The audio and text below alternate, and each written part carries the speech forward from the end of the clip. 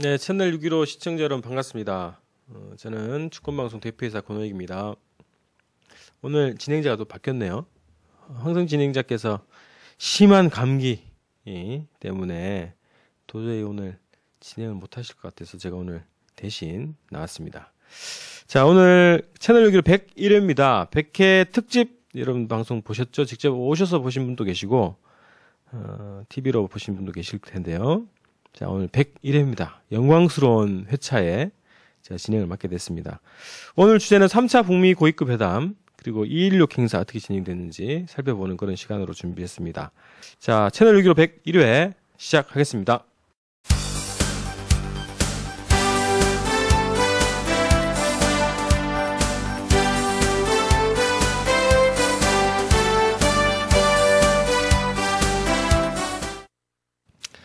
네, 오늘 문경환 동부가이문 대표도 못 오시고 그래서 우리 분석가도 대타네요. 네, 그렇습니다. 긴급 대타. 대타 분석가. 예. 우리사회연구소 곽동기 상임연구원을 모셨습니다. 우리사회연구소 곽동기라고 합니다. 안녕하십니까? 네, 반갑습니다. 자, 오늘 3차 고위급 회담과 216 행사 동향 이 두 가지 주제로 말씀드릴 텐데요. 그 사이에 남북 민간 접촉건도 간단히 좀 살펴보도록 하겠습니다. 자, 여러분들 3차 고위급 회담 소식들을 들으셨을 텐데요. 우리 소통형님 아까 이제 관련해서 분석도 해주시고 의견 주셨어요. 관심이 많습니다.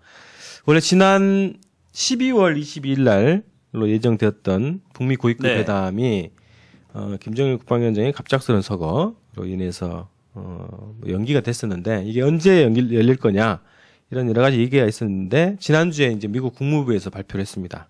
오는 23일 날 고위급 회담, 3차 고위급 회담을 진행한다. 이런 발표를 했습니다. 그래서 자, 요 발표 내용을 한번 소개를 먼저 해 주십시오. 네. 내용 먼저 말씀드리면 미국 국무부 대변인이 먼저 발표를 했습니다. 지난 이제 12월 22일에 열릴 예정이었던 북미 간의 3차 고위급 회담. 고위급 회담은 예전에 사실 이제 작년 7월 달에 1차, 그리고 이제 10월 달에 2차 이렇게 열렸었는데요. 2월 23일부터 진행하기로 했다, 이렇게 이제 발표를 했는데요. 문제는 이제 이 고위급 회담의 일정이 당일치기로 하루로 나와 있습니다. 장소는 이제 베이징인데요. 하루? 네. 이제 지난 고위급 회담의 과정을 보면 이 1차 뉴욕 회담이었죠. 이것도 이제 1박 2일 일정으로, 물론 뭐 요즘에 1박 2일이 대세긴 합니다만 2차 이제 제네와 회담도 1박 2일로 진행이 됐었는데 이번에 회담은 처음에 공개할 때부터 이렇게 당일 하루로 이렇게 좀 발표된 점이 좀 특이하다, 이렇게 좀 말씀을 드리겠고, 미국 측은 이렇게 얘기했습니다. 북한의 이 비핵화 조치의 진정성을 한번 이제 타진해 볼 만한 그러한 자리로 우리가 이제 3차 고위급 회담을 개최한다, 이렇게 이야기를 했는데요. 사실 북한은 이제 이 사전부터 지금 이제 회담을 열리기 이전인데 지금부터 벌써 이 서로 간의 기싸움이 진행되고 있죠. 북한은 예전부터 이 육자회담의 조건 없는 개최, 이것을 주장해 왔습니다.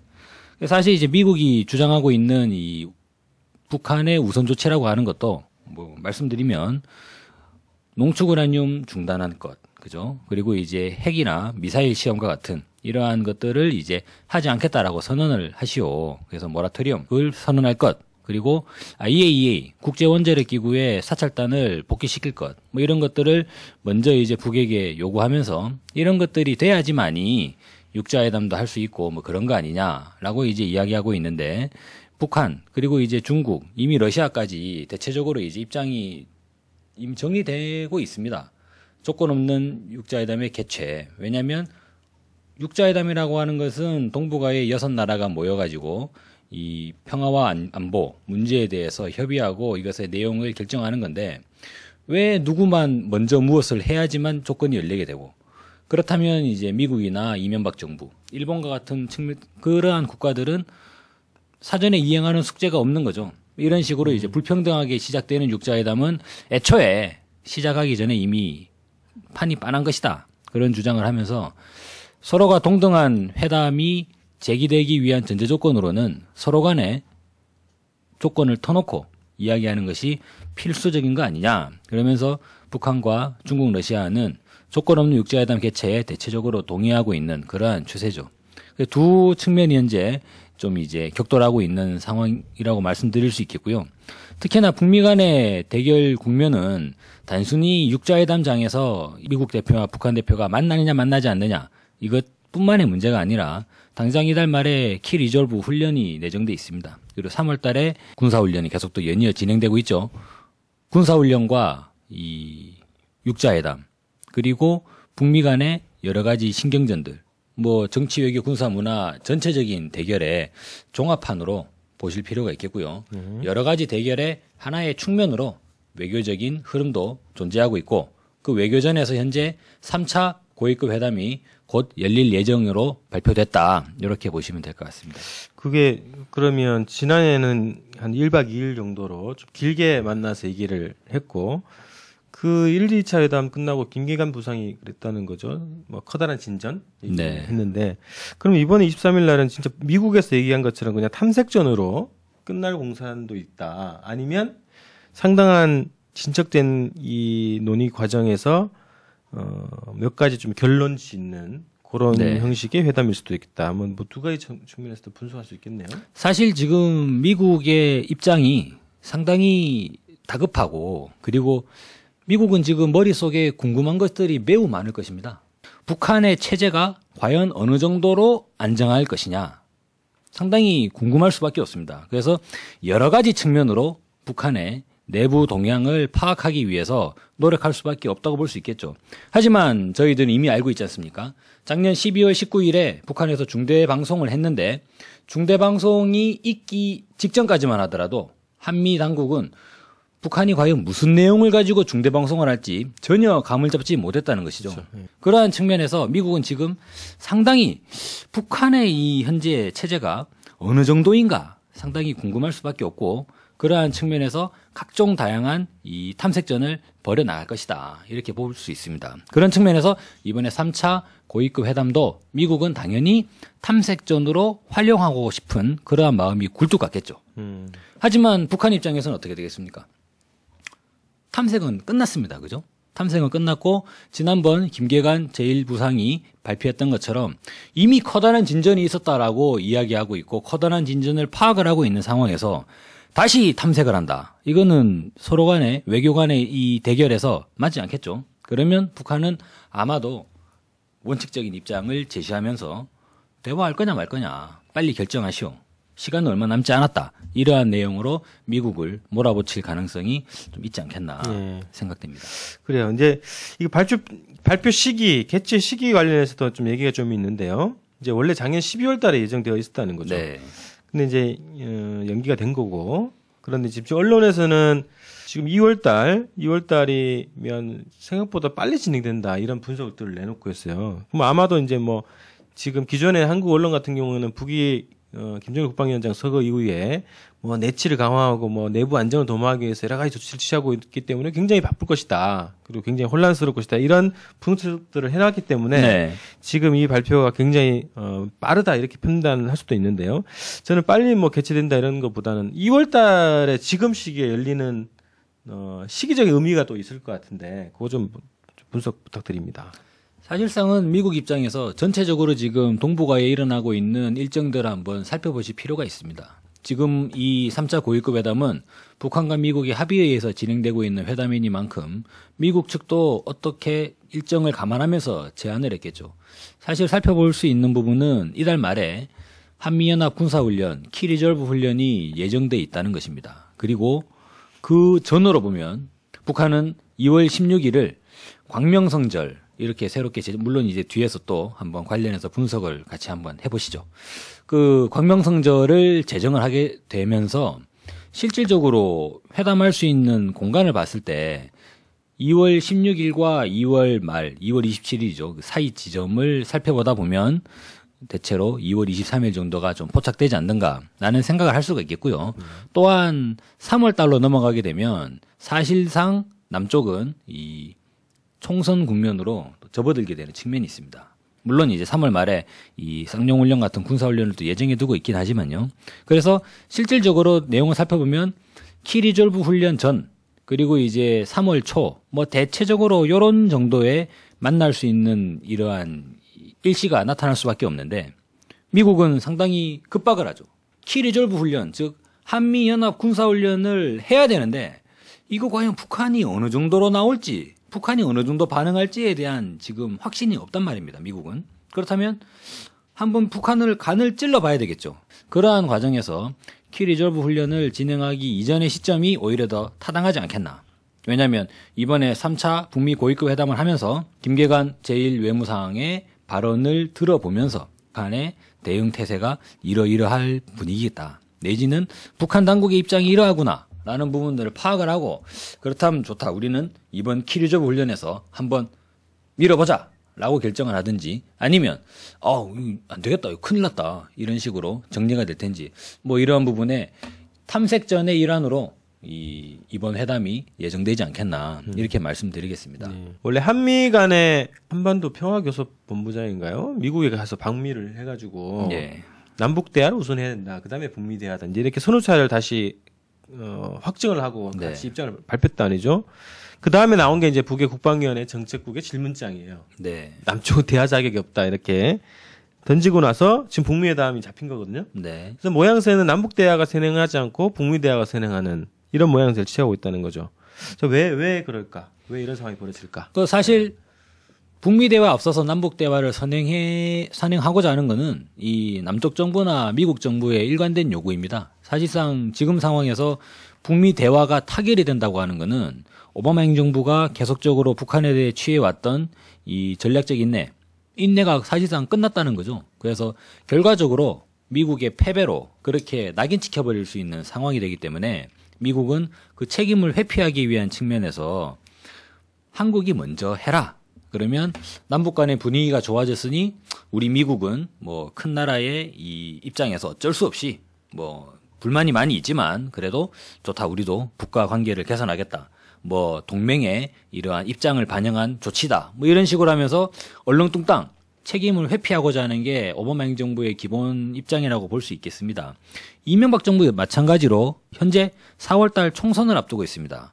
지금까지 한반도 문제의 긴장을 격화시켰던 그 주인이 바로 이명박 정부다. 이명박 정부의 5.24 조치 이렇게 이야기되고 있는 상황에서 4월 총선이 있는데 4월 총선 전에 미국과 북한 간의 대타결이 일어나면서 육자회담이 열린다고 하고 육자회담에서 북미 간의 대타결이 이미 뭐 예정됐다. 언론지상을 때려버리면 4월 총선 앞두고 이명박 정부는 그야말로 낙동강 오리알 신세로 고립될 수밖에 없습니다. 실제로 육자회담이 개최가 됐을 때 육자회담 국면에서 한국 대표의 발언권이 아예 주어져 버리지 않았다. 이렇게 되면 이명박 정부는 그나마 가지고 있는 게 어떻게 하면 이 3월 달에 있는 해관보 정상회의 이거 한번 어떻게 좀 홍보해 볼 수 있을까? 히트 칠 수 있을까? 이 생각을 지금 하고 있을 텐데 해관보 정상회의 자체가 완전히 판이 날아가 버리는 것이죠.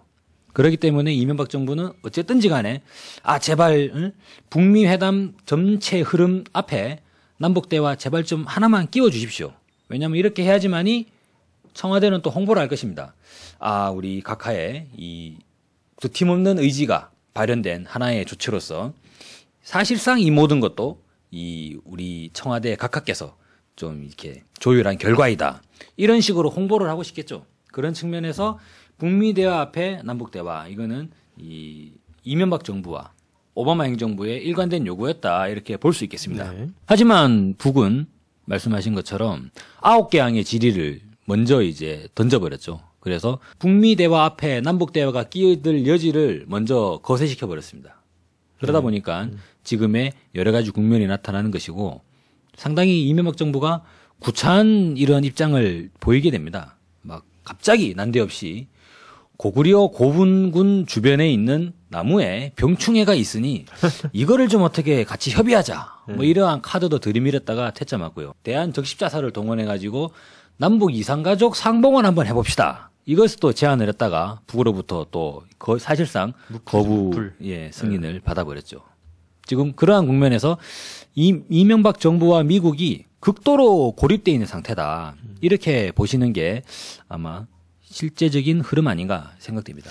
그러면 이제 현실적으로는 그렇게 보여요. 이게 3차 고위급 회담 이명박 정부 입장에서는 북미 고위급 회담 자체가 달갑지 않아요. 뭐 겉으로는 이제 환영한다고 이렇게 얘기하고 뭐 핵 문제 해결에 도움이 줄 것이다 이렇게 입장을 펼치지만 실질적으로 북미 간에 자기가 모르는 늘 그래왔듯이 항상 뒤통수 쳐왔듯이 북미 간의 모종의 대화가 이루어질 것에 대해서 굉장히 불안해할 거라는 거죠.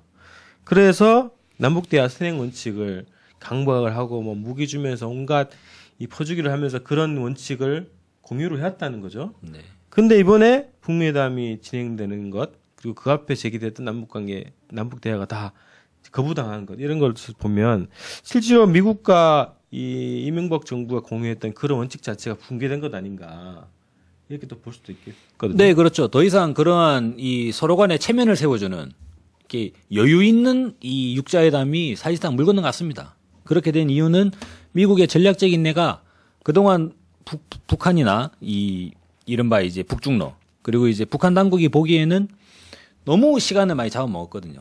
그래서 회담을 빨리 끄집어내는 상황이 되기 때문에 지금 한국과 일본, 미국, 한미일의 이 육자회담에 대한 입장은 사실상 어떻게 여러분 보셔야 되냐면 지금 아주 이 사람이 막 설사에 걸려 있어요. 설사 걸린 사람이 빨리 화장실을 가야 되는데 이거 막 화장실이 이미 줄 서 있는 상황이라는 거죠. 어떻게 할 수 없는 상황. 더 이상 참을 수 없는 상황. 사실상 이러한 상황에 지금 빠져 있는 것이고 단순히 이 미국 국무부의 대변인들도 사실상 그들의 이제 이 기자회견문을 아주 이 다급한 그들의 본심을 드러내면서 기자회견문을 만들 수는 없겠죠. 한데 그들의 내적인 상황을 보면 거의 무질서한 상태. 그렇게 보시는 게 맞지 않겠나 싶습니다. 네, 다음 주제를 좀 넘어가 보죠.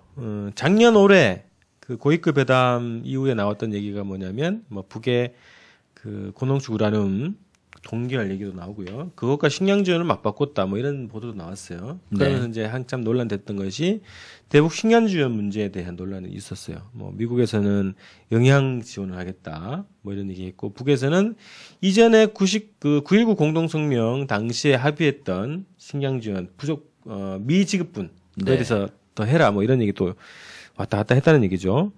자, 그런데 그런 얘기가 있었고요. 이번 대표단의 그 로버트 킹 대북 인권특사 식량 지원을 주로 담당하는 역할을 지금 오히려 맡게 되고 있는데 이 사람이 또 빠졌다는 얘기가 있어요. 네. 그래서 3차 고위급 회담에서는 뭔가 일정하게 어느 정도 의견 조율이 되는 거 아니냐 이런 예상도 가능할 것 같거든요. 네. 사실상 북미 간의 의견 조율은 3차 고위급 회담 이전에 이미 작년 10월 달에 있었던 2차 고위급 회담 때 뭐 김기관 제일 외무성 부상이죠. 예.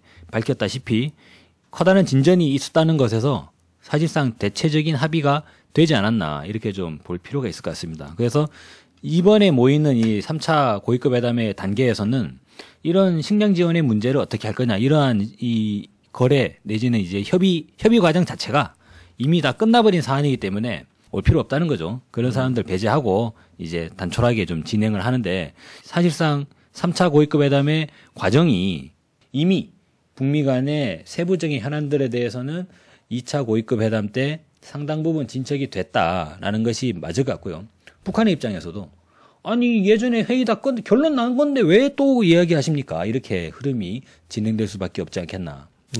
그래서 이번 회담에서는 북한에서는 상당히 강경한 입장으로 빨리 지금 육자회담 해야 된다. 이렇게 강하게 요구를 할 것이고 그 과정에서 책임 있는 행동들을 요구하지 않겠나. 이것이 지금까지 나오는 흐름상 방향적으로 봤을 때 그게 맞을 것 같고요.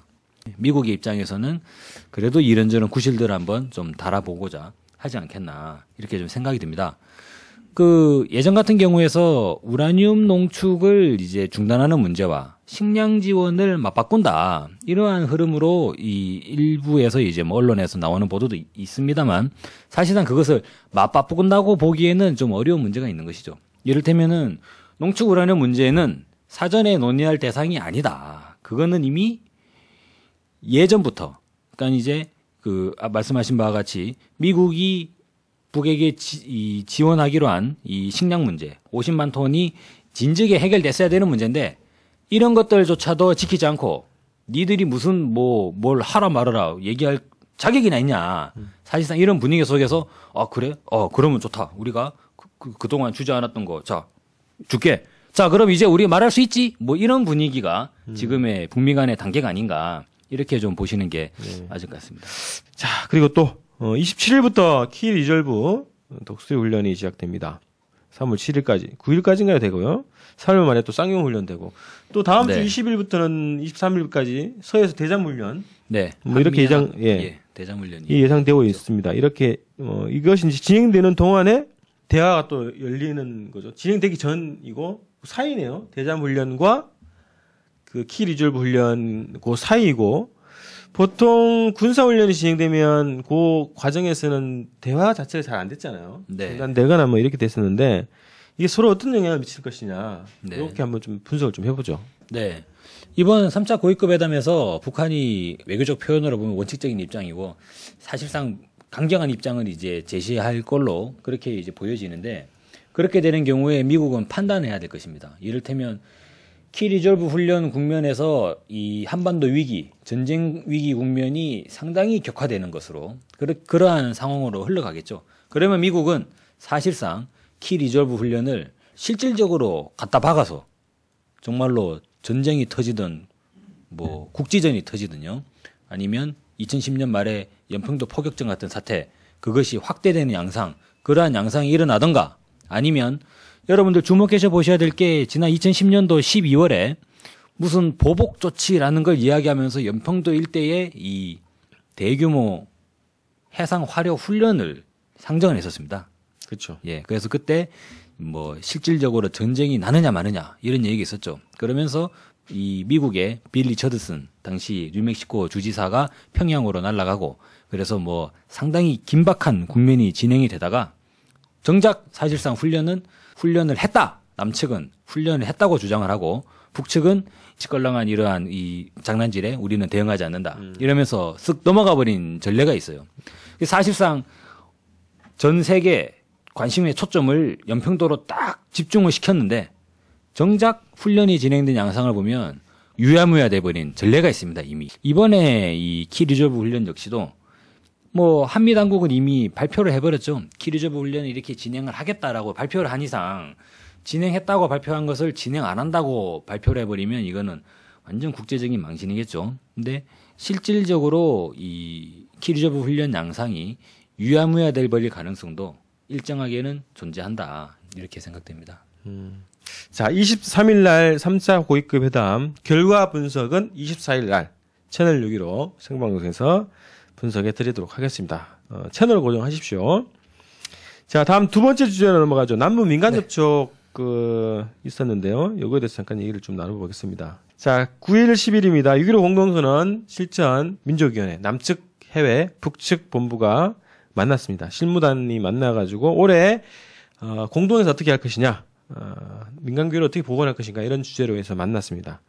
이 회담 자체를 정부가 불허를 했어요. 네. 애초부터 불허한다 얘기했었고, 근데 강행을 했어요. 오랜만에 좀 약간 네. 제 몫을 하는 그런 모습을 봤는데 회의에 참가해가지고 여러 가지 이제 해서 좋은 결과가 나왔는데, 자, 뭐 통일부에서는 그런 얘기를 했어요. 법은 만인 앞에 평등하다. 그러면서 법적 처벌을 할 것이다. 네. 얘기해서 보안법보다는 남북교류협력법 네. 이런 얘기를 했어요. 그래서 보니까 한 번 위반하면 20만 원이라네요. 예상외로 뭐 허풍을 치고 있는 것 같아요. 뭐 처벌을 강하게 할 것이다 이제 얘기했는데 네. 실제로는 보안법보다는 교류협력법 가지고 벌금 정도로 지금 얘기를 하고 있어요. 자, 앞으로 좀 어떻게 진행되는지 좀 지켜보도록 하고요. 회의 배경하고 결과 이거 좀 네. 말씀해 주시죠. 네. 회의가 일단 이루어졌다는 것이죠. 사실 그 남쪽에서 참가하신 분들을 보면 여기 이승환 정책위원장님 그리고 이제 정경란 장대현 공동집행위원장님 뭐 이런 분들이 이제 가셨습니다. 이분들이 정세를 읽으신 거죠? 예, 정세를 보셨습니다. 방금 이 권혜욱 대표님께서 분석하신 바로도 뭐 사실상 처벌이라 해봐야 벌금 20만 원 정도가 되지 않겠나 이렇게 좀 보셨는데 저는 회담 개최 자체에 상당히 커다란 좀 의의를 부여하고자 합니다. 그리고 회담의 결과를 말씀드려야겠는데요. 올해 6월달 6.15 때 6.15 12주년입니다.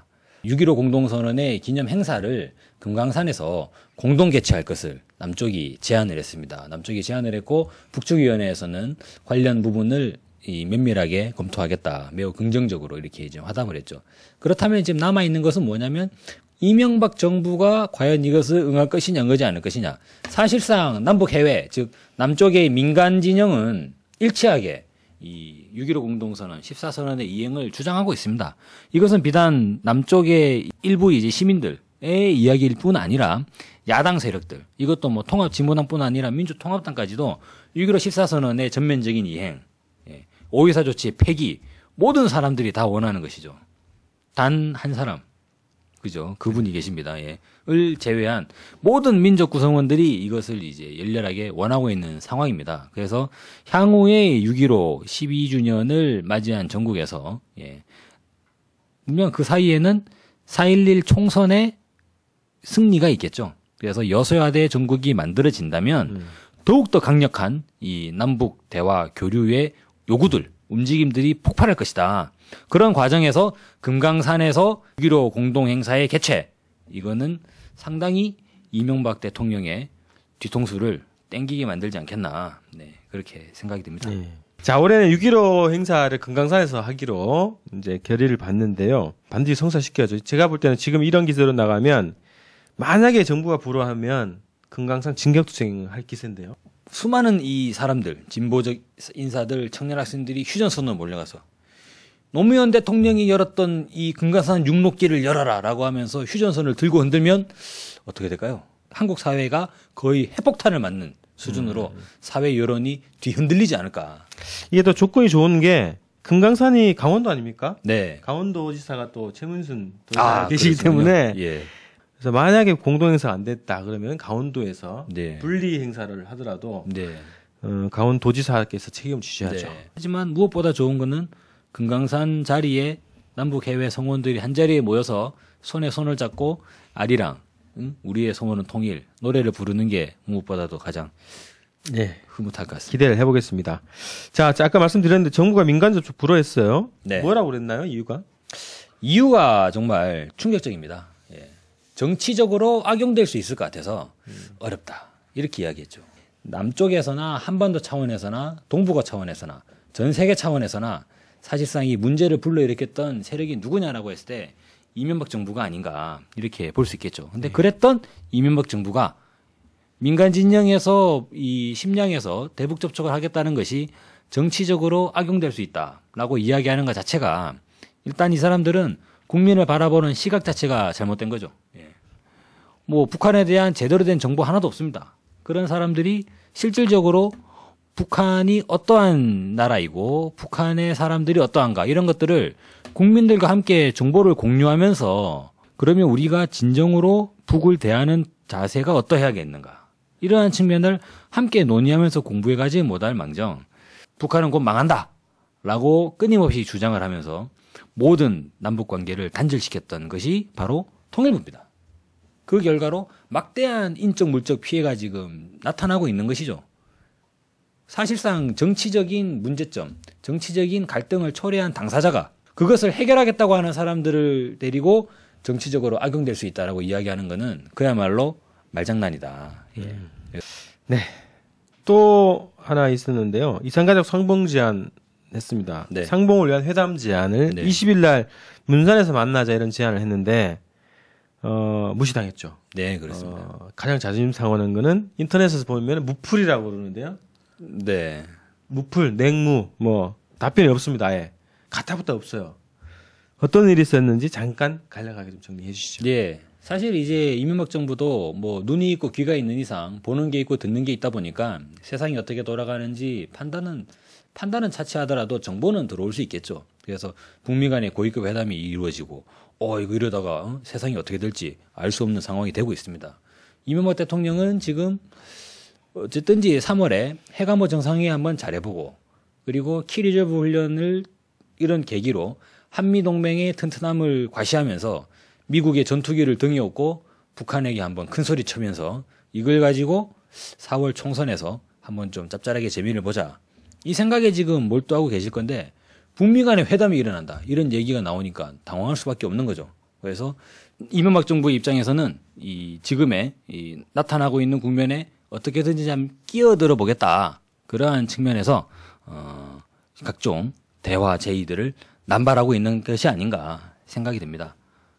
그리고 이러한 측면들은 전체적인 시간의 순으로 봤을 때 결과적으로 이명박 정부가 지금 다급하다라고 하는 것이 나타나고 있는 상황이라는 것이죠.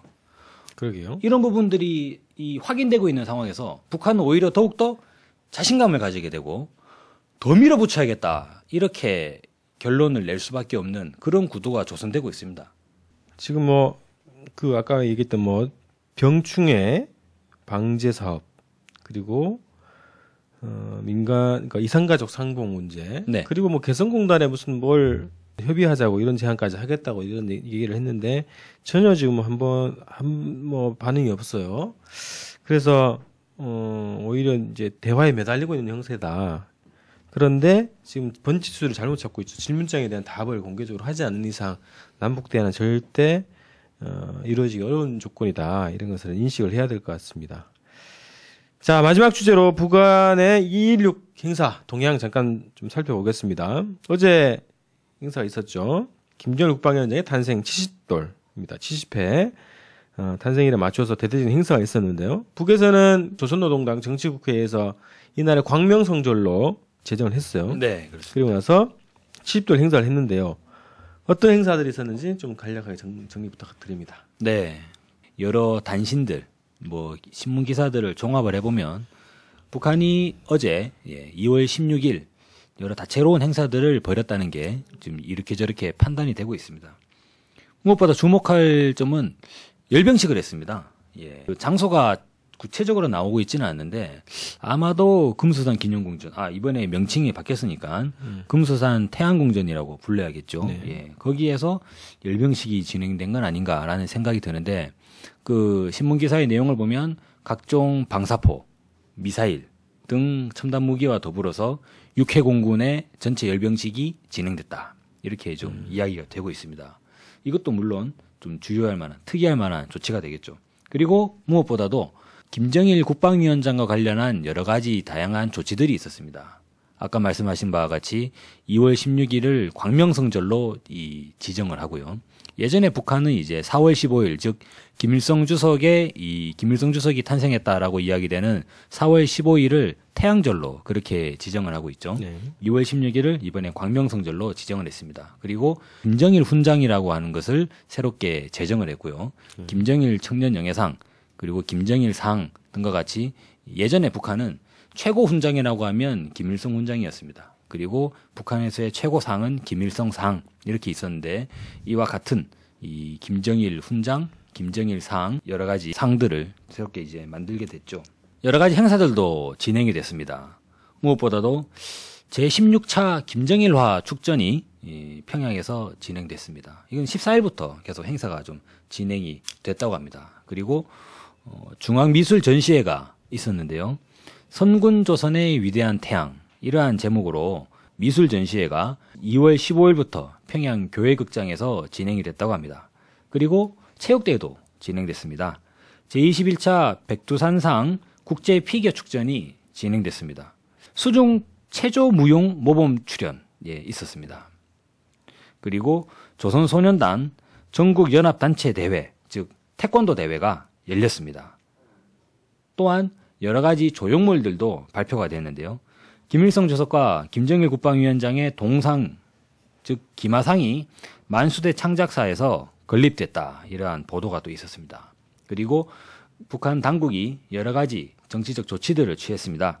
먼저 김정일 국방위원장에게 대원수 칭호. 대원수는 이제 그 조선인민군 군 편제에서 일반적으로 별이 쭉 이제 달리다가 4개가 이제 별 4개를 이제 대장 칭호를 취하죠.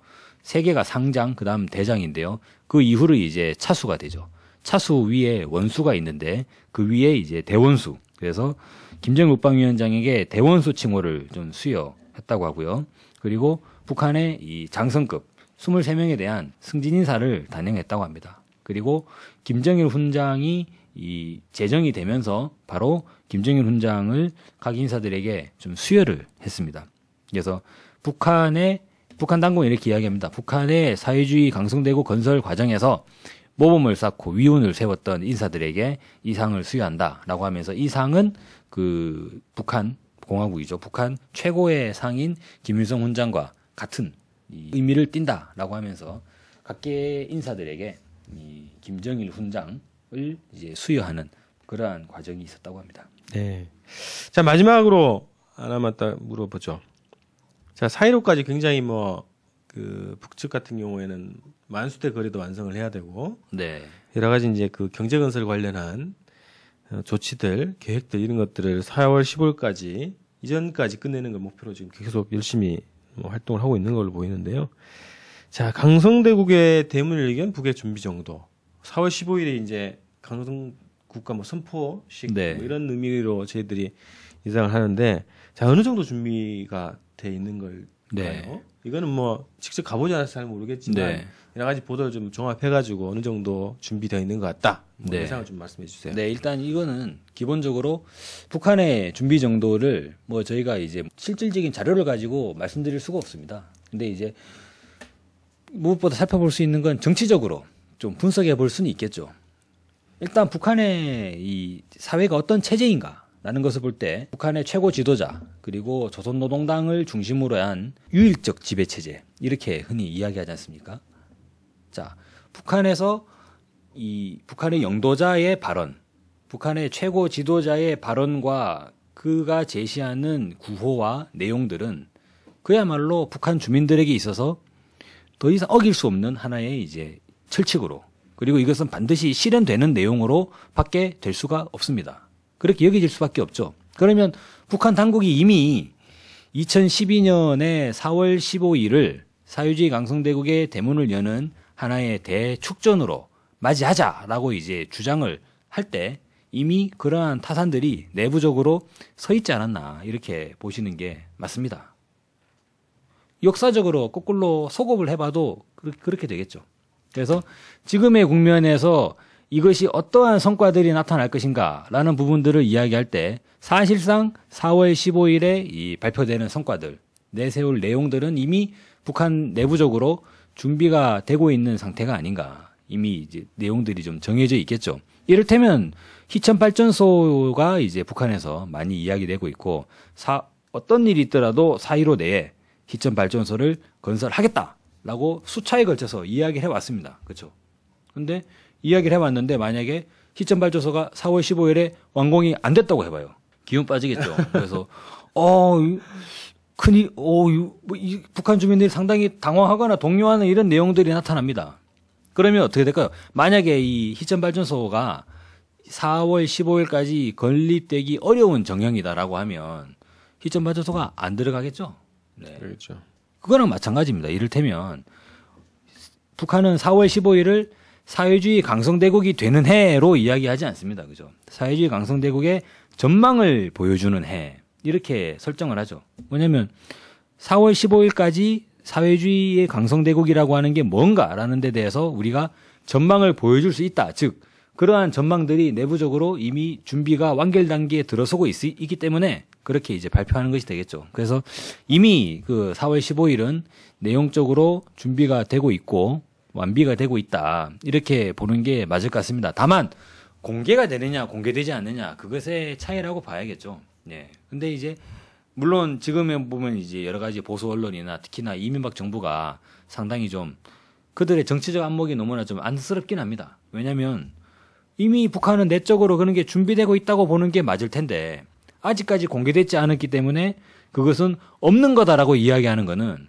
그야말로 이거는 4월 15일까지 4월 15일 이후를 어떻게 대응하는지 좀 걱정이 될 수밖에 없겠죠. 그래서 지금의 북한의 4.15 국면은 이 여러 가지 각 방면에서 4월 15일에 성과물로 제시될 수 있는 그런 내용들이 사실적으로 이제 마련이 되고 있고 그것들이 이제 좀 준비되지 않겠나.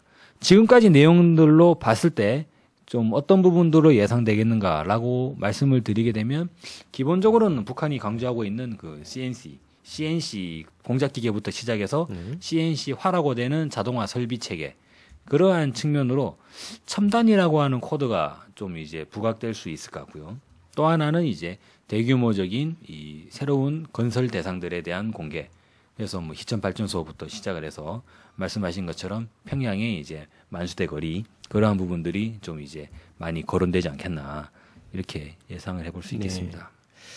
자, 뭐 지금 AP통신은 평양 지국을 내와서 실시간으로 북측의 변화, 현황을 잘 볼 수 있는데 우리 국내 언론들은 오히려 더 차단하고 있는 분위기라 저희들이 잘 알 수는 없지만 외신들 이런 걸 통해서 북측의 단면들을 이제 볼 수 있겠습니다.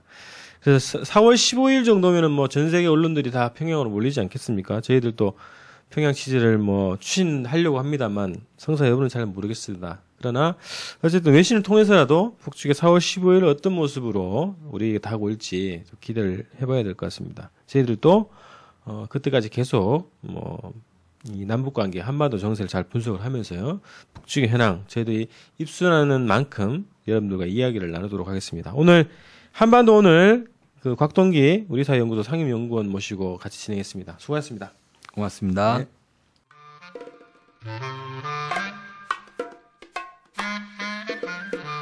한 사람의 가치는 그 사람의 철학에 의해 결정됩니다. 그릇된 철학은 그릇된 삶을 낳고 참된 철학은 참된 삶을 낳습니다. 새로 나온 철학서적 거리의 철학자 김세준의 일하는 사람의 철학 이야기 보다 나은 삶을 꿈꾸는 그대에게 이 책을 권합니다. 교보문고 알라딘 인터파크에서 검색하세요. 일하는 사람의 철학 이야기 도서출판 615